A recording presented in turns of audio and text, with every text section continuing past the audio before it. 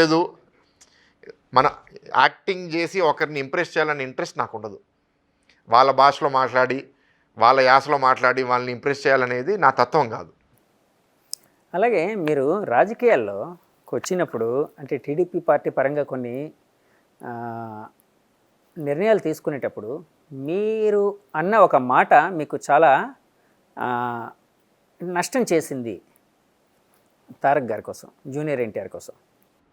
ఎలా నష్టం చేసింది? అంటే అప్పట్లో మీరు అంటే తారక్ అభిమానులు, జూనియర్ ఎన్టీఆర్ అభిమానులు మీకు దూరం అయ్యారు, లేకపోతే టీడీపీ పార్టీకి కొంత దూరం అయ్యారు అని అప్పట్లో వినిపించిందండి.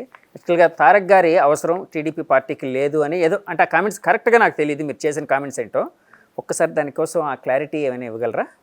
చాలా ఇంటర్వ్యూల్లో ఇచ్చాను. మా కోసం మీకేమైనా ప్రత్యేకంగా క్వశ్చన్ ఉంటే చెప్పండి. అంటే మీరు ఆ ఇంటర్వ్యూ చూసానని సరే అడగండి. సరే తారక్ గారితో ఇప్పుడు మీ రిలేషన్ ఎలా ఉంది?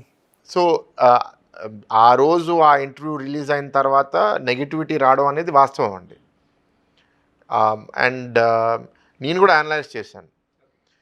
నేను అన్న మాటలు నాకు తప్పనిపించలేదు. నేను అన్న మాటలు కరెక్టే అనిపించినాయి. కానీ అది అనిన టోను, అనిన సందర్భం అది వినే వాళ్ళకి తప్పుగా అనిపించింది. నా ఉద్దేశం ఏంటి అంటే తెలుగుదేశం పార్టీ అనేది చాలామంది నాయకులు, కార్యకర్తలు కష్టార్జితంతో ఈ స్థాయికి వచ్చింది. డెఫినెట్గా దానికి ఒక లీడర్ ఉండాలి. ఎన్టీఆర్ గారు ఫామ్ చేశారు, దాని తర్వాత చంద్రబాబు నాయుడు గారు ఫామ్ చేశారు. భవిష్యత్తులో జూనియర్ ఎన్టీఆర్ గారు రాజకీయాల లోపలికి వస్తే ఆయన కూడా ఒక లీడర్ అవుతారు. కానీ ఇవాళ ఉన్న పరిస్థితుల్లో 2000 కాదు 1995 నుంచి ఇప్పుడు దాకా చూస్తే చంద్రబాబు నాయుడు గారే నాయకత్వం వహించారు. అలాంటి ఒక వాతావరణంలో ఏంటి అంటే మనందరం వచ్చి మన సపోర్ట్ చేసి ఒక మంచి నాయకుడిని గెలిపించాలనే ఉద్దేశంతో మనం ఉన్నాం. ఆ దాంట్లో ఇప్పుడు నేను దాని తర్వాత నుంచి క్లారిఫికేషన్ ఇచ్చేది ఏంటంటే నాకు వ్యక్తిగతంతో ఆయనతో మరి మంచి రిలేషన్షిప్ ఉంది. నాకు ఆయన మీద వ్యక్తిగతంగా ఏమీ లేదు. ఆయన ఒక చాలా ఇన్ఫ్లుయెన్షియల్ పర్సనాలిటీ, చాలా పాపులర్ యాక్టర్ కాబట్టి ఆయన వచ్చి పనిచేస్తే తప్పకుండా పార్టీకి చాలా పాజిటివ్ యాడ్ అవుతుంది. దాంట్లో ఏ డౌటు లేదు. కానీ ఆయన ఇవాళ అంత సక్సెస్ఫుల్ మూవీ కెరియర్ని వదిలేసుకుని అప్పుడే వస్తారు అని నేను అనుకోవట్లేదు. ఆయనకి ఎప్పుడన్నా రావాలని ఉంటే ఆయన వస్తారు. అసలు ఐఎమ్ నాట్ ద డిసైడర్ కదా. ఇప్పుడు నేనెవరిని పార్టీలో నేను నా ఎంపీ టికెట్ తెచ్చుకుని నేను పోటీ చేయాలని నేను ఆశిస్తున్నాను. పార్టీ ఇది చేయాలి, పార్టీ అది చేయాలని చెప్పే స్థాయిలో నేను లేను. మాకు పర్సనల్ బంధుత్వం ఉంది కాబట్టి దాని ద్వారా ఏదైనా చనువు ఉండి మీరు రావాలి పర్సనల్గా ఆయనతో మాట్లాడుకోవచ్చు. కానీ ఒక పార్టీ పరంగా మీరు నా అభిప్రాయం మాట్లాడుతున్నారంటే ఇప్పుడు పార్టీ లీడర్ చంద్రబాబు నాయుడు గారు హీఈస్ ఓపెన్. మనకి ఎంత బలం వస్తే అంత మంచిది. అండ్ మన శ్రేయోభిలాషులు ఒక ఇన్ఫ్లుయెన్షియల్ పర్సనాలిటీ వచ్చి చేస్తే ఇంకా మంచిది. There is no problem at all. But ఆ రోజు ఆ ఇంటర్వ్యూలో అడిగిన కోణం ఏంటి అంటే పార్టీ చచ్చిపోయింది కాబట్టి ఇంకా మీకు దిక్కు లేదు, చంద్రబాబు నాయుడు గారు ఇంకా పనికిరారు, మీరెవరు పనికిరారు అనే కోణంలో ఆ రోజు ఇంటర్వ్యూర్ అడిగారు. కాబట్టి ఆ కోణంలో ఏంటి అంటే తెలుగుదేశం పార్టీ ఏం చచ్చిపోలేదు. తెలుగుదేశం పార్టీ చంద్రబాబు గారి నాయకత్వంలో స్వయం కృషితో గెలిచే బలం మాకు ఇంకా ఉందని చెప్పాను అంతే. ఆ రోజు పార్టీ బతుకుంటే ఆయన అరెస్ట్ చేయకూడదు. ఈ దొంగ మేనేజ్మెంట్కు వ్యవస్థలు మేనేజ్ చేసి అని చేస్తే మరి నేను అది దేవుడే చూసుకోవాలి. ఒకటండి, నేను ఒక ఆయన మేనల్లుగా అది అవసరం వస్తే నేనే దిగుతాను న్యాయం పోరాటం కోసం. ఎస్, నేనే న్యాయం తలుపు పెడతాను. ఎస్, ఈయన ఏం చేయలేదు అది ఫ్యామిలీ మెంబర్గా నేను చంద్రబాబు తరఫున నేను కావాలంటే ఫైట్ చేస్తాను. తర్వాత మీ ఫ్యామిలీలో రామారావు గారి తరం తర్వాత మీ నాన్నగారు, మీ బాబాయ్ గారి తరం, ఆ తర్వాత మీ తరం. సో మీ తరంలో ఉన్న కజిన్స్ అందరిలో ఈరోజు మీ మధ్య జానకిరామ్ గారు లేరు. అట్లాగే రీసెంట్గా తారక రత్న గారు కోల్పోయారు. సో మీకు వాళ్ళతోటి అనుబంధం ఉందా? సన్నిహితంగా ఉంటారా? తారక రత్న పైగా ఏంటంటే తను యువగళం ప్రోగ్రాంలను ఈవెంట్కి వెళ్ళే ఆ టైంలో అక్కడే కొంచెం అనారోగ్యానికి గురి హాస్పిటల్లో చేరటం ఇవన్నీ మనం చూసాం. సో మీరు తారక రత్న ఉదంతం గురించి ఆయనతో మీకున్న అనుబంధం గురించి ఏమైనా చెప్పగలుగుతారా? తారక రత్న పాపం చాలా అన్ఫార్చునేట్ అండి. అలా జరగటం నేను ఎవరు ఎక్స్పెక్ట్ చేయలేదు. అది ఫ్యామిలీ మెంబర్స్ నేను కూడా ఎక్స్పెక్ట్ చేయలేదు. అతను పాపం ఏంటంటే చాలా డౌన్ టు ఎర్త్ ఉంటారండి. చాలా డౌన్ టు ఎర్త్, చాలా ఫ్రెండ్లీ. ఆ పొగరు, ఆ గర్వం, అంటే నేను ఎన్టీ రామారావు మనోడు అని చెప్పి చెప్పుకోవటం, బిల్డప్లు ఇవ్వటం, అందరికీ చెప్పుకోవటం, దాంతో ఆ గర్వం చూపించడం, మిస్యూజ్ ఆఫ్ హిస్ పవర్, తాతగారి పేరుని మిస్యూజ్ చేసుకోవటం, ఇలా పిచ్చి పిచ్చి ఏం చేసాడు కదండి. చాలా మంచోడు. నాకు కాస్త పరిచయమే ఉంది తనతోటి. నేను చూసుకుంటే ఫస్ట్ డ్రైవింగ్ అతను యాక్చువల్లీ కార్ ఇచ్చింది నేనండి. అతను నాకు గుర్చేసాడు ఎప్పుడు. అప్పుడు 800 కారు, లేకపోతే మారుతియో, లేకపోతే 1000cc బండు అని నేను డ్రైవ్ చేస్తానంటే సరే అని చెప్పి నేనే దగ్గరుండి డ్రైవింగ్ నేర్పించానండి. అప్పుడు అంటూ ఉంటాడు, నీ వల్ల నేను డ్రైవింగ్ నేర్చుకున్నాను అని అంటాడండి. అలా ఎందుకంటే మాది ఏంటంటే మాస్ బ్యాంక్ ఇంట్లో ఉన్నప్పుడు పక్కనే ఉండేది ఇల్లు. ఫాదర్ది సాయికృష్ణ, హరికృష్ణ, మోహన్ కృష్ణ. చదువుకున్నాను అంతా ఫ్రీగా ఉన్నప్పుడు వచ్చేస్తే అన్నయ్య అని అనుకునేవాడు. కళ్యాణరామ్ గారు వచ్చేవాడు. సో అప్పుడు మేము క్రికెట్ ఆడేవాళ్ళని. మేము ఎవ్రీ సండేస్ క్రికెట్ మ్యాచ్ పెట్టుకుంటాం. వాళ్ళ ఫాదర్ మోహన్ కృష్ణ అండ్ ప్రసన్న గారు ఉన్నారు, తుమ్మల ప్రసన్న గారు. ఆయన అంకుల్, మోహన్ బాబాయ్, నేను, తారక రత్న, మళ్ళీ ఇంకా ఇద్దరు ముస్లిం స్టూడెంట్స్ ఉన్నారు, ఇంటి పక్కన ఉంటారు. హుసేన్ అని ఒక ఫ్రెండ్ ఉన్నాడండి, ఇంకో అతను ఆదిల్. మేము వరకు ఇంకో 2-3 వస్తారండి. సో మేమందరం ఎప్పుడు ఎవ్రీ సండేస్ క్రికెట్ ఆడేవాళ్ళని. అండ్ తారక రత్న మంచి బౌలర్ అండి, మంచి బౌలర్, మంచి బ్యాట్స్మెన్స్, ఫాస్ట్ బాల్ బాగా చేస్తాడు, మంచి ఇది ఉందండి అతనికి. అండ్ కలిసి బయటకు వెళ్ళేవాళ్ళని. తాతగారితో ఒక ఫోటో ఉందండి, చిన్నపిల్లడుగా, ఒకే ఫోటో తాతగారితో. అది పెద్దగా కొంచెం పిల్లడుగా ఉన్నప్పుడే ఆ ఫోటో నేనే దగ్గర దిగిపించాను యాక్చువల్లీ. అది అవును, అది కరెక్ట్గా తాతగారు చనిపోక ముందు 15 days ముందండి ఫోటో దిగింది. యాక్చువల్లీ న్యూ ఇయర్కి వెళ్ళాను, 96 January 18 తాతకు చనిపోయారు. న్యూ ఇయర్కి అతను తారక రత్న వచ్చాడు ఇంటికి. అప్పుడు నేను తాతగారి ఇంటికి వెళ్ళిపోతున్నా. అని యాక్చువల్లీ ఓబు అంటామండి, యాక్చువల్లీ ఒరిజినల్ పేరు ఓబులేష్. ఓబు వెళ్దాం తాతగారి ఇంటికి వెళ్తే ఓకే అని వస్తానని అని చెప్పి వచ్చేసాడు అతను. అప్పుడు నాకు ఫ్రీక్వెంట్గా తాతగారు దగ్గరికి వెళ్ళటం నాకు అలవాటు. అతను చాలా ఎప్పుడో ఒకసారి రేరు అనుకుంటాను నాకు తెలిసినకు. సో నాతో రావటం వల్ల సరే నేను ఫోటో దిగల. అక్కడ ఫోటోగ్రాఫర్, స్టిల్గ్రాఫర్ ఉన్నాడు. అంటే వచ్చిన వాళ్ళు విఐపీలందరితో అక్కడ స్టిల్గ్రాఫర్ ఫోటో తీస్తాడు. తాతగారు పర్సనల్ ఫోటోగ్రాఫర్ ఉన్నారు. సో అలా మా ఇద్దరు ఫోటో దిగలేదు.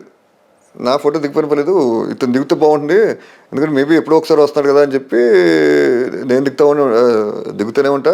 అతను దిగితే బాగుండని చెప్పి ఓబూదా నువ్వు దిగు తాతకుడతాను చెప్పి అల్లి దిగాడు.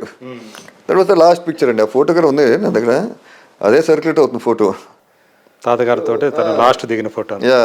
జస్ట్ కానీ ఎక్స్పెక్ట్ ఆఫ్కోర్స్ తాతగారు చనిపోతారని 17 days కానీ చనిపోయారు. సో అలా మంచి అనుభవం ఉంది. బయటకు వెళ్ళేవాళ్ళని, సినిమాలు చూసేవాళ్ళని. తను తీసుకుని వెళ్ళేవాళ్ళ సినిమాలకి. 70-35 థియేటరు, మళ్ళీ తారకమ్మ థియేటర్కి వెళ్ళేవాళ్ళని సినిమాలకి. సో ఇష్టం ఎంజాయ్ అండి బాగా. Very down to earth person. Sorry unfortunate, పాపం ఇలా జీర్ణించుకోలేకపోయాము అసలు. ఏంటిది ఇలా జరుగుతుంది అని ఫీల్ అయింది. జానకిరామ్ గారు అలానే జరిగిందండి అని. తనది యాక్సిడెంట్ కదా తనది. ఎవరు? జానకిరామ్ బాబు చాలా డౌన్ టు ఎర్త్ మనిషి. అతను సేమ్, అసలు గర్వం లేదు, ఎవరికి చెప్పుకోడు, చాలా నార్మల్ పర్సన్ లాగా ఉంటాడు అతను. నేను సో అని చెప్పి, మా బాబాయ్, మా తాత ఇదని చెప్పి ఎక్కలేదు. అందరితో ప్రేమగా ఆప్యాయతగా ఉంటారు. అంటే హరిబాబాయ్ గారు స్ట్రిక్ట్ అండి. హరిబాబాయ్ మా పిన్ని చాలా డిసిప్లిన్గా ఉంటారు. గర్వము, దాంతో చదువు విషయంలో చాలా స్ట్రిక్ట్గా ఉండేవారు. ఈవెన్ తరగతి దగ్గర బాగా చదివేవండి, very well educated, good student, very good student. Janakiram రిషివాలో చదివాడండి, తరగతి చెన్నైలో చదివాడు. సో రిషివాలో ఉన్నప్పుడు కూడా అక్కడ ఆచరిస్తుంటే ఒక 2 ఫ్రెండ్స్ చెప్పారు, అసలు అతను ఎన్టీ రామారావు మనని తెలియదంటండి. నార్మల్ జానకిరామ్ మామూలుగా ఉండేవంట. తర్వాత ఎవరు చెప్పారంట, వాళ్ళు చూసి షాక్ అయ్యారు, నేను ఎన్టీ రామారావు అన్నాడా అన్నారంట. నమ్మల వాళ్ళు, కాదు ఎంత సింపుల్గా ఉంటాడేంటి, నార్మల్ మాలాగా ఉంటాడు, లేకపోతే అది మెయింటైన్ చేసేవాడు కదా, బిల్డప్లు ఉంటే ఏం లేదు నార్మల్గా ఉంటాడంటే. తర్వాత ఓహో చాలా పాపం అంత డౌన్ టు ఎర్త్ మనిషి. అంటే వాళ్ళ ఫ్యామిలీ గారా, బాబాయ్ గారా ఎక్కువ హడావిడి, నేను ఎన్టీ రామారావు కొడుకు అని బిల్డప్లు ఇవ్వటం, సెక్యూరిటీ ఏమి లేదు, నార్మల్ లైఫ్. వాళ్ళ కష్టాలంటే వాళ్ళకి తెలియాలి. అంటే తాతగారు అలా అందరినీ అలా పెంచారు. సో రిషివల్లో అలా అలా ఉండేదండి. అతను ఎవరు తెలిసేవారు కాదు, సింపుల్గా ఉండేవాడు అండ్ డిసిప్లిన్గా ఉండేవాడు చాలా. సో అన్ఫార్చునేట్ మా యాక్సిడెంట్ దురదృష్టవశాతం. ఆ తర్వాత ఆయన కూడా హర్బాబాయ్. సో అవుతాయంటే జరగకూడదు. So it's bad luck. ఇది తారక జానకిరామ్ కలవటం, ఫ్యామిలీ మెంబర్స్ ఎవరు జీర్ణించుకెళ్ళిపోయారు అసలు. Life and you have to face it. So అంటే ఒక్కోసారి మనకు తెలియకుండా ఇలాంటి ఎదుర్కోవాల్సి వస్తూ ఉంటుంది. ట్రాజెడీస్, కష్టాలు, బాధలు కూడా ప్రపంచంలో రకరకాల ట్రాజెడీస్ జరుగుతూ ఉంటాయి. మనకు జరగకూడదని రూల్ ఏదండి. అన్ఫార్చునేట్ బ్యాడ్ లక్ అది. సో వాళ్ళ ఆత్మ శాంతించాలని చెప్పి. అవును అవును, అది అందరికి బాధాకరమైన విషయాలు. జానకిరామ్ ఎవ్రీ వీక్లీ వన్స్ మాట్లాడుతూనే ఉండి సెల్ ఫోన్లో. ఓకే, మీకంటే పెద్ద కదా ఆయన? నాకంటే 2 years పెద్ద అండి. అందరు నన్ను పెద్ద మనవాడు అనేవారు. నేను చెప్తా ఉంటాను నా పెద్దవాడు నేను కాదు అంటే వాళ్ళకి తెలియదు కదండి. నేను పెద్ద కొడుకు కాబట్టి పెద్ద మనవాడు అంటారు. నేను అంటాను లేదండి జానకిరామ్ నాకంటే 2 సంవత్సరాలు పెద్ద. సో మీకు తెలియదు కాబట్టి సో పెద్ద అంటే ఓకే అని అనేవారు. మీ ఇంట్లో మీరు ఎంతమంది పిల్లలు? నాకు ఒక సిస్టర్ అండి, నాకు ఎల్డర్ సిస్టర్ ఉన్నారు కుముదిని. మీకంటే ముందు ఆమె అన్నమాట. కుముదిని అండి. మీ ఇద్దరేనా? ఇద్దరే అండి. ఓకే. అండ్ షీ ఎక్స్పైర్డ్ అండి లాంగ్ బ్యాక్ 2000 ఎక్స్పైర్ అయ్యారు. సో ఇప్పుడు అలాంటి ఒక గొప్ప ఫ్యామిలీ నుంచి వచ్చి ఈరోజు మళ్ళీ ఒక సింపుల్గా ఒక బ్రీత్ అనే సినిమాని తీసి మా ముందుకి ప్రజెంట్ చేయబోతున్నారు. సో దీని తర్వాత ఏంటి మీ ప్లాన్స్ ఏంటి? బ్రీత్ రేపు వస్తూ ఉంది, జనాలను దీన్ని ఎలా ఆదరిస్తారు? ఇంట్రెస్టింగ్ సబ్జెక్టే ఉండి, లేకపోతే వాళ్ళు ఓకే చేసుకోరు. సో మైండ్ సెట్ అయితే ఓపెన్గా ఉంది వాళ్ళకి. సో దే విల్ డెఫినెట్లీ చూస్ చేసుకోవడం బాగుంటుంది. అండ్ నేను ఎక్కడ పోనిస్తాను, నేను కూడా ఎక్కడో చోట వింటాను కదా, నాకు వచ్చి చెప్తారు కదా వాళ్ళు. ఇండస్ట్రీలో ఉన్న వాళ్ళు ఎవరైనా ఉంటే సార్ మీ అబ్బాయి కథ చెప్తామంటే పాయింట్ చెప్పడం బాగుంది అనుకోండి, నేను ముందుకు పంపిస్తాను కదా. నేను ఎలాగో ఉన్నాను వెనక ఒక షీల్డ్, అదే రక్షణ. అంతే అవసరమైనప్పుడు. అవసరం లేనప్పుడు అన్నిటికీ మనం ముందుకెళ్ళి చేయాల్సిన అవసరం లేదు. మళ్ళీ డిస్టర్బ్ చేయాల్సిన అది అనవసరమైన డిస్టర్బెన్స్ తప్ప మనం దూరి. సో మళ్ళీ ఒకసారి వెనకాల అంటే మనం స్టూడెంట్ నెంబర్ 1 నుంచి మాట్లాడుకుంటే మీరు తారక్ అంత close friends. So Janata garage దాకా దాదాపు చాలా సినిమాల్లో మీరు మంచి పాత్ర మన సినిమాల్లో చేశారు కదా. ఇప్పుడు తను ఎట్లా ఉందంటే మీరు గమనిస్తూ ఉండుంటారు ప్రజెంట్ సినారియోలో, అంటే రాజకీయాల్లోకి తనను లాగటం. చంద్రబాబు నాయుడు గారు జైల్లో ఉంటే తను ఇంతవరకు స్పందించలేదని చెప్పేసి ఆ పార్టీ వాళ్ళు అతని మీద ఇచ్చేయటం. దీన్ని మీకు చూస్తామంటే being a friend of Tarak మీకు ఏమనిపిస్తా ఉంది? ఏమనిపించడం అంటే స్పందించాలా, తనకు అసలు ఆ ఇంట్రెస్ట్ ఉందా, పాలిటిక్స్ రావాలని ఇంట్రెస్ట్ ఉందా? సార్ ఇంట్రెస్ట్ ఉన్న రోజున అతనే చెప్తాడు, ఏది వెల్ అహెడ్ చెప్తాడు. గతంలో అంటే ఒక 9 ఏళ్ల క్రితం అంటే లాస్ట్ టైం అంతకుముందు తను ప్రచారం కూడా చేసాడు. కాబట్టి న్యాచురల్ గా తెలుగుదేశం పార్టీ అంటే ఇంక్లినేషన్ ఉండడం అవన్నీ అందరికి తెలిసిందే. ప్రచారం చేశాడు, చక్కగా మాట్లాడాడు, అందరూ ఉర్రూతలోగించాడు. అందరికి అసలు సమ్మోహనం అంటే కొన్ని లక్షల మంది ఉన్నా కానీ అలా అతని స్పీచ్ కి నెవరబోయి చూశారు. సో ఇవన్నీ ఇంట్రెస్ట్ డెఫినెట్ గా ఉండకుండా ఎలా ఉంటుంది, కానీ ఇప్పుడు ఉండకపోవచ్చు, ఇంకో 5 ఏళ్ల తర్వాత ఉండొచ్చు. ప్రజెంట్ తన ఫోకస్ అంతా కెరీర్ అంతే కదా. మరి ఎట్లా అండి, సినిమాలు చేయాలి కదా. కానీ దీన్ని ఎలా చూస్తారు? దీన్ని అతని మీద ఒక నెగటివిటీని బాగా ప్రచారం చేస్తున్నారు. నాకు దాని మీద పెద్ద ఐడియా లేదండి. అంటే అది అందరూ నిజంగా నెగిటివ్ గా ఫీల్ అవుతున్నారా, లేకపోతే ఒక సెట్ ఆఫ్ పీపుల్ కూర్చొని నెగిటివ్ కామెంట్స్ పెట్టిస్తున్నారా అన్నది నాకు కరెక్ట్ గా తెలియట్లేదు. సోషల్ మీడియా అదే అంటున్నా అది ఇంత జరుగుతున్నా, ఇంత నెగిటివ్ అతని మీద ప్రచారంలోకి వస్తున్నా కానీ స్పందించట్లేదే. తను ఇది కూడా మళ్ళీ చేస్తున్నారు. సో అతను ఏంటి, ఎందుకు కామ్గా ఉంటున్నాడు అనేది ఒక ప్రశ్నలాగా తయారయ్యి, అది నాకు కరెక్ట్ గా డీటెయిల్స్ తెలియదు. మీరు ఆయనకి స్నేహితుడు కాబట్టి కరెక్ట్ అనుకుంటూ ఉంటారా తెలియదు. అంటే కరెక్ట్ కళ్యాణ్ రామ్ కూడా, వాళ్ళ అన్నయ్య కళ్యాణ్ రామ్ కూడా దాని మీద ఎంతో స్పందించాలి, ఇద్దరు అన్నదమ్ములు ఇద్దరు కూడా. అందుకే చెప్తున్నాను, నాకు డీటెయిల్స్ కరెక్ట్ గా తెలియనప్పుడు ఏంటి అనేది స్పందించలేదు. అదే ఇప్పుడు ఒకవేళ నాకు తారక్ నుంచో కళ్యాణ్ రామ్ గారి నుంచో ఏమైనా మాటలు తెలిసి ఉంటే దాని మీద స్పందించవచ్చు. తెలియదు కాబట్టి నేను స్పందించడం కరెక్ట్ కాదు. నాకు అంటే ఈ తెలియదు, మధ్య కాలంలో కలవలేదు అంతే. కలవకపోవడం వల్లే. కలిసి ఉంటే బహుశా ఎక్కడైనా మాటల్లో ఉండుంటే అది కూడా అప్పుడు కూడా చెప్తాడు, వద్దు మనం ఏం స్పందించొద్దు, లేదు స్పందించవచ్చు అనుకుంటే స్పందిస్తా. నాకు ఫ్రెండ్గా యాజ్ అ ఫ్రెండ్గా చెప్తే yes it's from horse's mouth అని అనుకుంటారు కాబట్టి అవకాశం ఉంది. బట్ నాకు తెలియదు కాబట్టి స్పందించట్లేదు. అదే అదే. అయితే చాలామంది ఏంటంటే స్పందించాల్సిన అవసరం ఉంది దీంట్లో అనేది ఆయన ఉంటారుగా, తను సపోర్ట్ చేసేవాళ్ళు, వాళ్ళ అభిమానులు కానివ్వండి, ఎన్టీఆర్ అభిమానులు కానివ్వండి. అది మొన్న బాలకృష్ణ గారు మాట్లాడేటప్పుడు కూడా ప్రెస్ మీట్లో అప్పుడు అడిగారు, రిపోర్టర్ అడిగితే జూనియర్ ఎన్టీఆర్ గారి ఇంతవరకు స్పందించుకోవడం అంటే ఐ డోంట్ కేర్ అన్నారు కదా. ఇది ఇది తెలుసు కదా, నాకు నిజంగా తెలియదు. ఐ డోంట్ కేర్ అన్నారు బాలయ్య. సో ఇది దీని మీద కూడా అంత ఇది వైరల్ అయిపోయింది. ఓకే. సో ఏంటి అసలు అతని జూనియర్ ఎన్టీఆర్ స్టాండ్ అనేది చాలా మందికి ఒక పెద్ద క్వశ్చన్ మార్క్ లాగా అయింది. సార్ నేను అనుకోవడం తారక్ స్పందించకపోవడానికి కారణాలు నేను అనుకోవడం చెప్తున్నా. ఇప్పుడు మీరు అడిగారు కాబట్టి ఇంతసేపు 4 ఏళ్ళు 3 ఏళ్ళు ఆగిపోయింది ఏది, లేకపోతే ఆ టైం పీరియడ్లో 3-4 సినిమాలు చేయాల్సిన వ్యక్తి ఆ టైంలోనా? అంతేగా.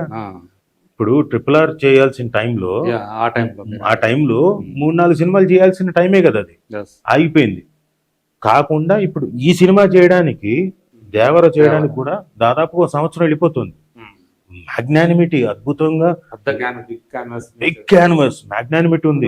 2 parts అని చెప్పేసాడుగా డైరెక్టర్. తెలీదు, డైరెక్టర్ ఓపెన్ చెప్పారా? స్టేట్మెంట్ ఇచ్చాడు.